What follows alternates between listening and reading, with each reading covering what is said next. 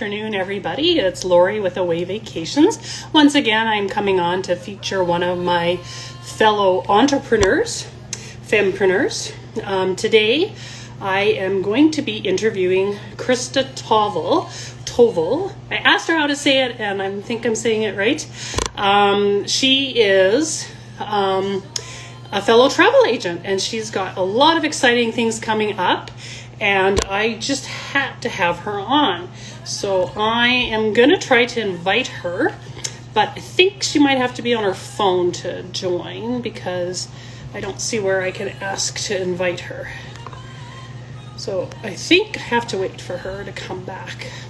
So I'm hoping everybody's having a good day and things are going well. I cannot find, I think you need to be on your phone. Okay, Krista is trying to get on live. We're trying. I'm very excited for this interview. I have stayed late at my full-time job so that I can get this interview in a good time for both of us because Krista is in Ontario. And so anyways, how is everybody's day going so far? Mine was good. It was busy. My full-time job day was busy, but there we go. Krista is coming on. It's going to take a second here. She'll be on any second, everybody. There we go. Hi, Krista. Hi. How are you? Not bad. How are you doing, Lori? Good. Sorry for my misplacing here, but I got to turn my volume up because apparently I turned it down today. So, are you ready? Yeah, absolutely. Cool. Okay, first, I want you just to tell everybody a little bit about Krista. Not just about Krista. Who's Krista?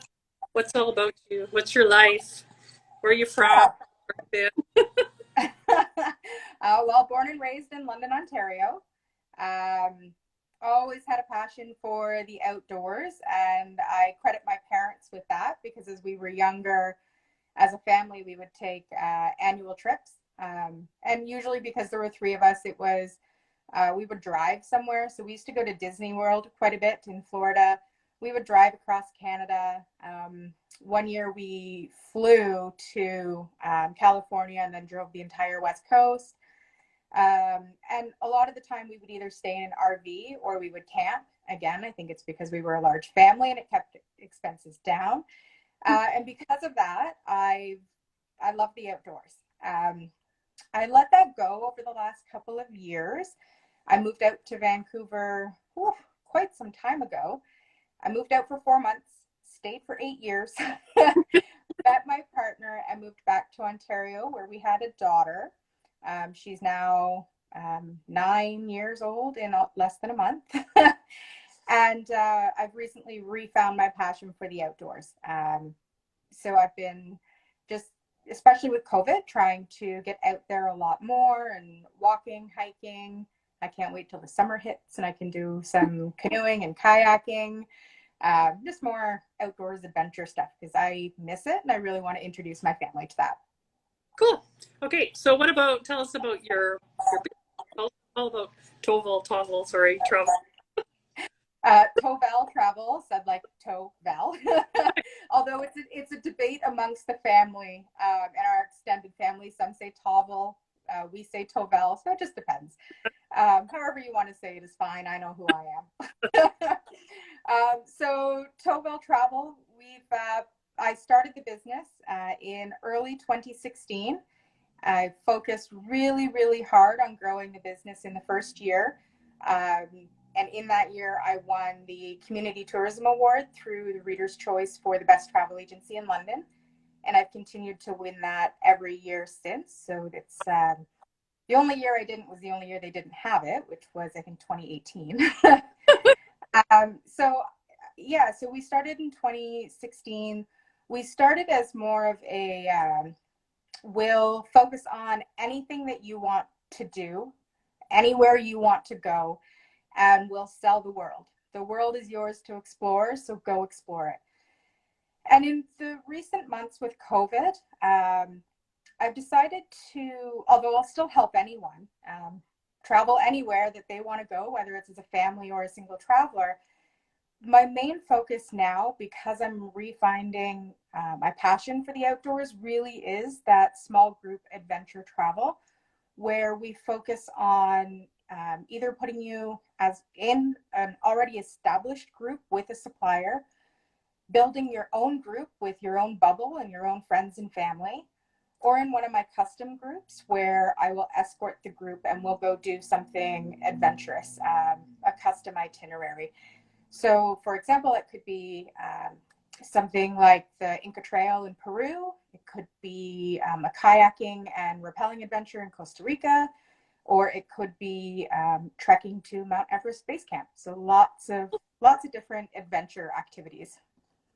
Okay, so when you first started your business, how did you start to, what did you do to build your business, to build your business, to make your business?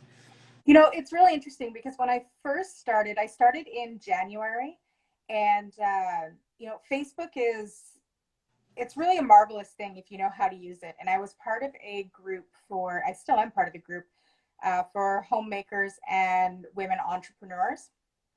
And in February, Disney had an amazing promotion out. And at that time, I was focusing, like I said, on anyone and everything, Disney included. So I took their promotion, and I think it was moderate accommodations with the meal plans and excellent pricing. And I can't even remember now. But I put together a flat sheet, a PDF, threw it out into about 3 different groups on Facebook, got hit with 50 inquiries that day. And then I spent about 18 hours working on Disney quotes. Put all of those out, and then just continually spent a lot of time on Facebook, sourcing clients through various groups, getting my name out there. And then the referrals started to come in through those quotes that I had done in the early stages. And then one of the fun things I did, sort of fun, couple things actually. The first was a community letter. So I drafted just a hello, here I am letter. In Ontario, we work from home, and we're not allowed to give, as a home-based agent, and we're not allowed to give out our home address. So what that means is it's hard for me to find the people in my community. So I did this home-based letter, and I dropped it in mailboxes. And I did that in late January, early February. So people were out shoveling their driveways, and I could talk to people face to face, which made it a lot easier because people don't answer their doors. So I just introduced myself and who I am and handed them a letter. And if they wanted a brochure, I would run one back to them the next day. So that was fun. It was probably about 2,000 letters around the community, and everyone got one. And then Halloween quickly approached. It came up really fast. And what I did was I always hand out water at Halloween. It's one of the things that I find kids need. They're very thirsty, and it's safe because you can't, it's safe. So I attached a business card to every bottle of water, because every parent goes through every single bag of candy that their child has. So that also got my name again out into the community and spread out to other areas if they happen to come into Old South to trick or treat. Cool. Okay, so what are some of the challenges you faced when you were trying to build your business? Because I know that you had your business and you left for a little while, which made us all happy because you done travel agents, and then you left us again. But so what are some of the challenges you faced the first time, and then when you went back again? So when I first started the business, that Disney promotion, the letters to the neighborhood, it made my business really blow up, which was great. Lots of inquiries, and it was very successful in my first 9 months. And that led to the Community Tourism Award for Best Travel Agency in London. But with all of that, our general manager at Nexion Canada in the head office took notice of how well I was doing and how supportive I was to other agents. It didn't matter if you were my next door neighbor, and it turned out one of them lived 5 doors down from me, and she got my letters in the mail.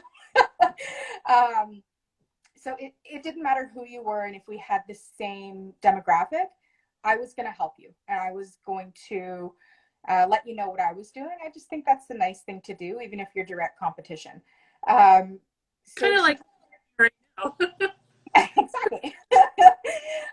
So she took notice, and then she asked if I wanted to come work in the Netchin Canada head office and do what I was already doing, but receive a salary for it. So I was helping other agents grow their business and other agents who were new to the industry build and develop a knowledge base for travel and tourism and how to build their business. So I happily accepted that, but it meant that I had to step back from selling travel. It was just considered a conflict of interest for me to have an agency and then be able to see everyone else's client list, which just makes sense. So I passed the business over to my partner, who continued to grow it while I spent about 4 years working behind the scenes at Netchin Canada, again, helping other people. So that's where I left you, but joined you. And then in 2018, I started training with a corporate travel agent to come back to the travel side. This has always been my passion. I love selling travel. I love talking travel. I love helping people. Even if I'm not getting the direct booking, I'm going to help you because that's just who I am. So it was always my long-term goal to come back to this. And when an opportunity presented itself for corporate travel, I thought, this is great. Absolutely. So again, gave it some hard thought and decided this is what I wanted to do.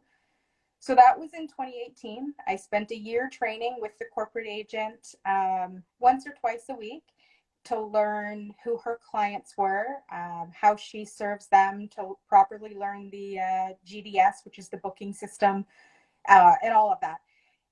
And then in February of last year, was it last year? No, Yeah. a year, 2 years ago. Yeah. 20, No, it was only last year. It feels like that long. right. Like 2020, February, really. before the pandemic, I gave my formal notice to Netchin Canada. So yeah, that was February last year, 2020. And very bad timing, obviously, with a May 1st start date. So I gave that letter of resignation saying, hey, I'm going to leave. And they knew all along. They were very supportive, which was absolutely fantastic. And it gave me time to get all my processes in place so that they had them ready to go to basically do what I did. But yeah, so that was in February of 2020. And then I formally started back at Tovell Travel May 1st of 2020 during the pandemic, and not doing many bookings. So I did have some corporate business, thankfully, but leisure, obviously, as we know, no one was traveling. So that's definitely been a challenge. So yes, I left you and I left the support system of Netchin Canada, but everyone knows where to find me and everyone knows I'm supportive and I'll help. So, what advice would you give? Because I kind of I'm working with Fempreneurland and Lindsay Berry with YYC Fempreneurland. So I kind of focus a lot on women, not strictly women, but women. But so, what advice would you give to a woman that want to start their own business? Not necessarily even travel, but what types of things should they do before they start their own business, as they're starting their own business? So the first thing I'm going to say is lean in and do it. Don't shy away. If you have a passion and a dream, go for it. I think it's also important to have some form of support system behind you when you're doing that, especially if you're stepping away from anything full time to do something that you've never done before. And I thankfully had that. My partner was working full time. My family was very supportive. When you're first starting out, it's definitely a challenge, but I think it's very important to have a focus and know where you want to go and how you're going to get there. And that's where your business and your marketing plan comes in. It's something that absolutely every business should have, and don't skip that step. It is so important to know, just to know what your goals are, who you are, the clients you're going to service, how you're going to reach them, the marketing components, what it's going to cost to do that, What are your legalities? It's amazing when you put it all together, because it really drives down what your business is all about. So that's definitely the first step. Your business, then your marketing plan. Have some form of budget. Very hard to do, because if you're stepping into something and you don't have money already set aside for it, you're pulling from your own household income.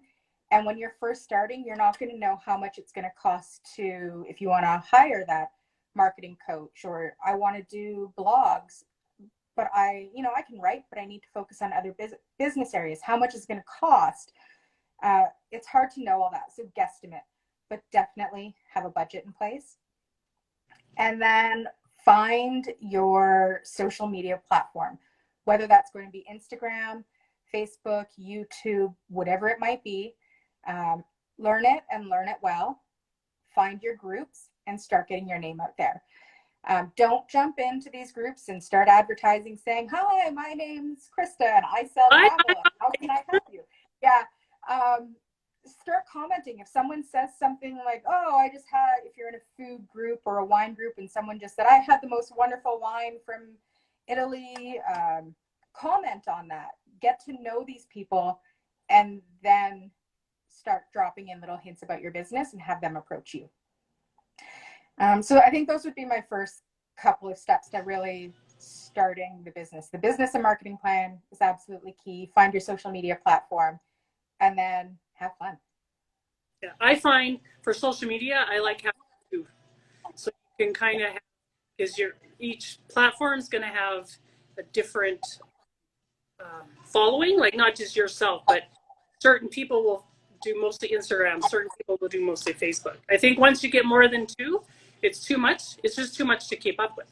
Like you have YouTube, maybe you don't use a lot. You post stuff to YouTube, that's fine, but you focus on the two that you think your people are going to be in the most.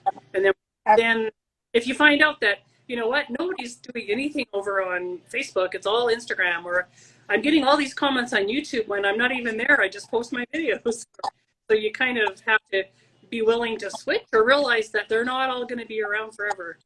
So exactly, yeah, and that's it. That kind of comes down to like the travel. When I first started, the world is there, it's there to explore, but I can't sell everything to everyone and be an expert at it. So pick and choose your platforms, learn them well, and that's why I stepped away from doing everything for everyone and focused more on the adventure and niching that way, because that way I can become that expert in that one area. The other thing I didn't mention there, Lori, is a website. Any reputable business will have a website. People look for those. And if you don't have it in your marketing budget to have one developed for you, and you don't have the time to do a full website, create just a single landing page with all of the information needed so that you have that online presence and so people can find you. Exactly. And there's so many free ones up there. You don't have to pay a lot. As long as you've got your people know what you do, and you've got your basic contact information, that's really all you need to start. Exactly.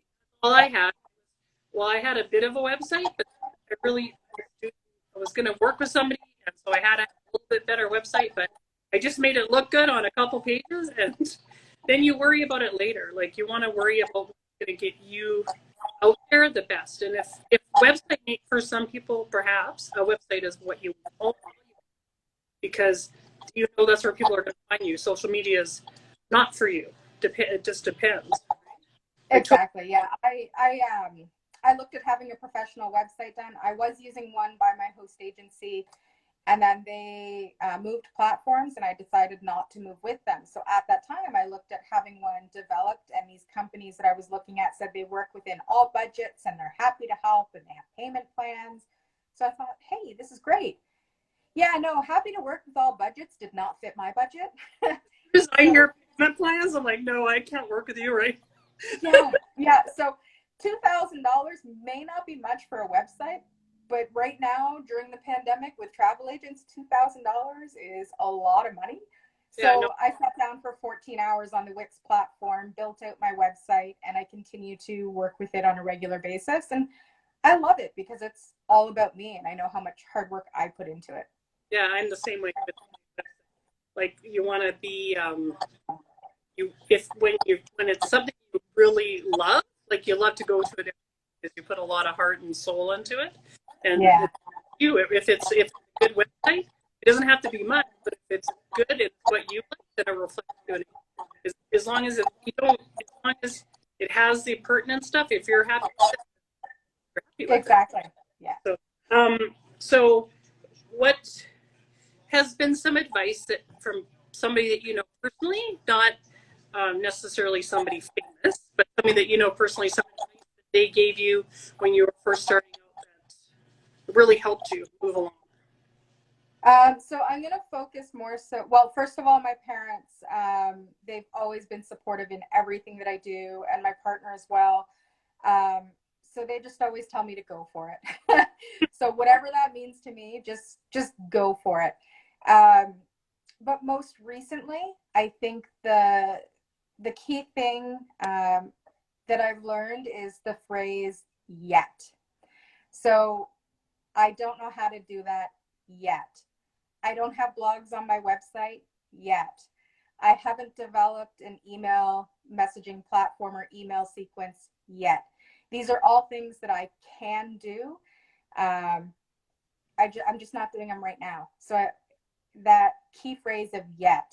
And then the other thing, I actually have a couple things mounted around me, yet being one of them, just in big letters, the word yet. And then I also have a sign here that says, is what I am doing right now helping me to get more leads and to where I need to be in my business? So it's just a constant reminder that every time I sit down at my desk, if I'm playing around on Facebook or watching YouTubes and I'm not focusing on my business, I should probably be focusing on my business. And then the other one is, why am I doing this? And underneath that, I've written the reasons I'm doing this. It's more than a hobby to me, it's my passion. And I want my passion to be able to support my family. And I also want to be able to take my family on experiences. So those are the three key things for me. So those are the three things I've learned from a marketing guru in travel. The keywords of yet, am I doing, or what I am doing right now helping me to get where I need to be in my business, and why am I doing this? Yeah, I really like the yeah. That's like I was saying. I've been working with Barry, and I will say something. Well, I don't know how to do this, and she's like, or I don't say that. I say I can't. She's like, no, yes, you can. I'm like, well, I don't mean I can't. I mean, I know what I want to do, but I don't know how to quite get this message up. What I want to do. People realize that it's not a I don't know how, I can't. It's not a can't. It's just I can't right. Like I just by the time you have to just reword how you say things, and it means everything. Like recently, I put hours on my business, but not that I'm necessarily following them, but I tell people this is when I'm open, and then it makes you feel more free because I actually got set hours. So if somebody calls me at 8 and I close at 7:30, I don't have to answer the call. And probably you know as well as I, and I know we have a couple travel agent colleagues on here. People are so used to online booking, they think they can call you at 2 in the morning. And it's like I got hours, just like everybody else. Yeah. You're not. I mean, it's different if you're away somewhere and you're stuck, you can't get home. That's one thing. But I just decided I wanted to go away today. It can wait till tomorrow morning. Yeah. On that note, within yourself that you've got this barrier that I don't have to work outside these hours. If I choose to, I can. But if I don't choose to, I don't have to. I remember one year when I actually it was the first year. It was in December. It was Christmas Day, and I passed the business over to Melissa. But the phone number for the business has always been my cell phone. So I always forwarded calls to her during business hours. And then I took the call forwarding off and it just went to me. And on Christmas Day, because we were closed, although the hours weren't posted, it's just kind of a given. No, I had someone call. It was about 9 o'clock in the morning. They said, I gifted my girlfriend a trip for Christmas and we want to leave tomorrow.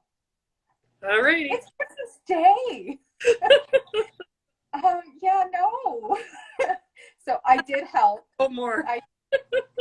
I did help them because, you know, all that's what I do. Yeah. But yeah, that one just blew my mind. You gave away a trip, but you hadn't yet booked anything, and then you're calling the day you gave it to them to book a trip. Yeah. Not so smart. You So know, so I know this, but my followers and your followers, a lot of them on Instagram, because you've been on Facebook a lot promoting this. What exciting things do you have going on in your business right now? well, I'm glad you asked, Lori. One of the biggest things in my life that I have always wanted to do was trek to the base camp at Mount Everest. Everest has always just had this pull for me.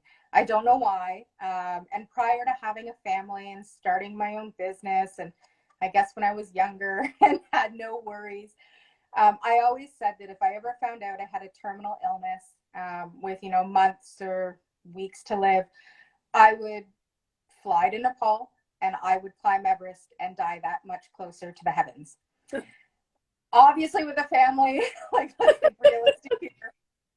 No, but I can still get close to the heavens by trekking to Mount Everest Base Camp. And when I had my daughter, I really put that thought out of my mind because it's Everest. Like, who goes to Everest? And literally, it was 2 o'clock in the morning. I'd say probably about 4 months ago now. Yeah, beginning of January. And I thought, I'm going to look this up. This is something that I'm curious about. So I looked it up. I looked up with one of my preferred suppliers how much it would cost. I was blown away at how non-expensive it was.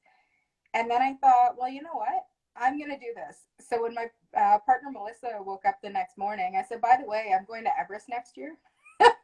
And she was just like, okay. And then I got thinking, if I'm going to do this and I have this passion for travel and I really want to go to Everest, other people have to have the same passion. So I decided to pull a group together. So what I'm working on right now is a group trek to Mount Everest Base Camp for April and May of 2022. So it departs on April 25th and it finishes on May 11th. It's 17 days in duration and flies in and out of, or we start in and out of Kathmandu. To me, it's thrilling. I can't customize the itinerary too much because the trek is the trek.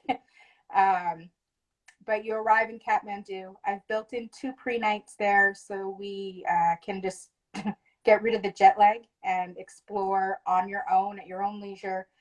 I've built in a private G Adventures community project where we go to a place called the Sisterhood of Survivors in Sasane. And that project with G Adventures,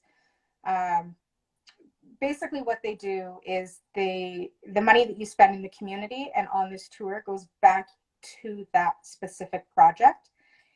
And this one is for women who have escaped the sex trafficking trade. And they are now learning to become paralegals to support other women who are escaping that trade as well. So you go into this home, you speak with these women, you learn all about them, what they've been through, and how they've come to where they are today. And then they teach you how to make the Nepalese food called momos. It's a form of dumpling. I have not yet had one. I'm super excited to try it. So that's our Kathmandu experience. And then we meet our G Adventures rep and we fly into Lakla. Lakla is one of the most interesting airports in the world. It's the highest airport in the world. It has the shortest runway and it is covered on 3 sides by mountains. So it is in the news frequently. But you know, it's a dangerous airport to fly into. But I think that that's all part of the adventure. And accidents are few and far between, but it's really cool to be on this small little plane flying into the highest airport in the world. And then from there we trekked to our first overnight stay at a tea house, which is about 3 to 4 hours away. And then from there we're trekking. We're trekking 6 to 9 hours a day. It sounds like a lot, but you're only going 6 to 9 kilometers in that day. You're stopping, you're taking photos, you're having lunch and breakfasts, and you're also at a really high altitude. So your body isn't moving as fast as you would be at the lower altitudes. And we have a couple days to acclimatize there. One is in Namche Bazaar and the other is in Dingboche before we get to Everest Base Camp. Lots of cool things to see along the way. We have extra time in the evenings and whatnot to explore the area, and especially on those days where you're getting acclimatized, you can do some optional treks on your own and go exploring the local communities and lots of fun stuff. So I'm super excited for it. And I'm excited. The best thing, Lori, in my opinion, is, well, of course it's in my opinion, I have planned this trip specifically so that on May 5th, which means nothing to anyone else, I'm sure, we are at Everest Base Camp. I know. What's that? It's Cinco de Mayo. Everybody knows May 5th. Oh, yeah, it is. Okay, so it means a lot of things to a lot of people, but not what I was going for. So May 5th, we arrive at Everest Base Camp, and it's supposed to be absolutely spectacular. But the next day, May 6th, we go to, we trek to Kalapata and we summit there for the morning views of Mount Everest. Now, May 6th, which also doesn't mean anything to anyone else, means something very important to me because it is my birthday. It's my birthday. But not only is it just my birthday, it will be my 40th birthday. And I can't think of a better way to celebrate a milestone birthday than to be watching the sunrise over Mount Everest. So, and then to celebrate with anyone who's coming with me that has like-minded interests. My dad is coming on the trip. He's already he's confirmed for this, so it'll be super special to be able to celebrate with him as well. Cool. So if people want information, I'm going to guess that you have contact information for yourself on your Instagram? Yes, I think so. So I'll tag you in this post when this video is over, so then people can find you and contact you, email you, whatever, if they want some information. Perfect. So now my next question is, what are other trips, if you could, right now, no pandemic aside, just travel, where else would you really love to go and see and do? Everywhere and do everything, but because I can't see and do everything, the next couple trips I really want to focus on are Peru and the Inca Trail. I hope to be able to work with G Adventures in September or for September next year and put together a group for that. But something about Costa Rica right now is really drawing me there. It's just always in the back of my mind. I'm looking at the trips constantly. They have a lot of different adventure activities, and I'd love to do a multi-sport where you're kayaking, boarding, rappelling, trekking, and visiting the communities. And it looks amazing. So Costa Rica is high on that list. There's lots of treks in the U.S. national parks that I really want to do as well. I've always wanted to go to the Grand Canyon, so why not trek parts of the Grand Canyon? While I'm at it, let's whitewater raft some of that too. If this trek with Everest goes really well and my body is able to adjust to the altitude, I would love to go back to Everest and do alternate itineraries. One of those being the Annapurna trek. It doesn't take you as high, but it's still a high altitude. I'd love to do Kilimanjaro, not mountain climbing, trekking. Egypt, I've been to South Africa, but I want to go experience it in a new way. I've done the lodges and I've stayed in the 5-star resorts. along the way, and the hotels, and like it was beautiful. I want to go do overlanding. So you're setting up a tent and you are taking down your tent every day. You're going with part of a group. And you are staying just along your trail. So, and you're going into the communities and you're buying food and you're supporting local. And those are all things that are important to me. So anywhere I go, I want to make sure that I'm focusing on ecotourism and sustainable tourism, and that the suppliers I'm using are giving back to the communities that I'm traveling through. So yeah, Costa Rica, Peru, Egypt. That's probably a lot. Like I said, we have some travel colleagues on here right now. We all know G Adventures is one of the best for giving back. I say they like to leave a social footprint when they leave wherever they are. And for me right now, I'm promoting a lot of wellness tours, and not necessarily a wellness tour, but even if you have a small group that they want to write a book, you all just go somewhere, and it's somewhere that you can put together, but not have to necessarily be focusing on the writing, or it's just you're all together.